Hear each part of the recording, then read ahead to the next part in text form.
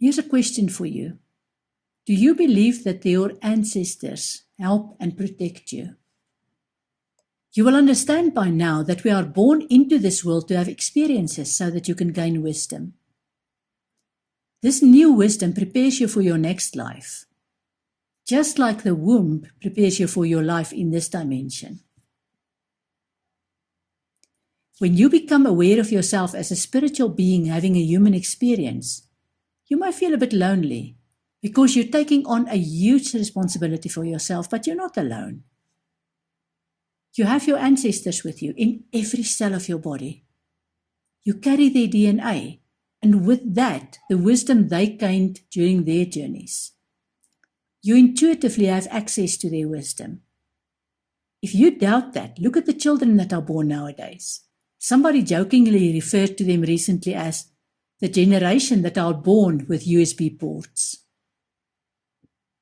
If you have the luxury of technology, you'll probably have noticed that children very quickly grasp how to operate any remote control, long before they are old enough to learn about maths and develop their reasoning abilities.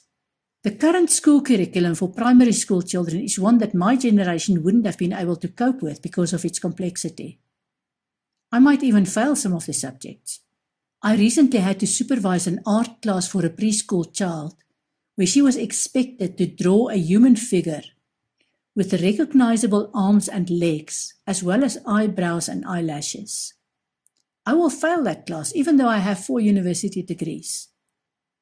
To this day, I'm better at drawing conclusions than drawing pictures. This difference in children has also been recognized in other ways.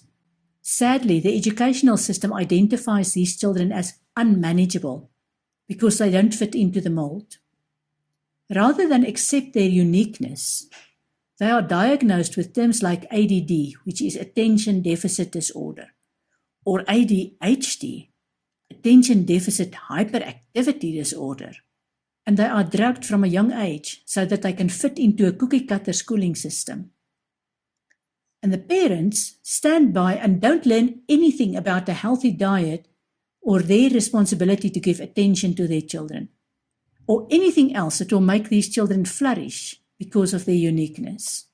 The spiritual world, or incarnated people, recognizes these beautiful spirits and describe them as indigo or crystal or rainbow children.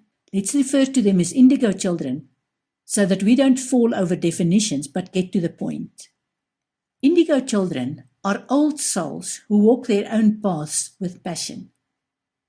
They question everything and they don't accept anything that don't resonate with their hearts.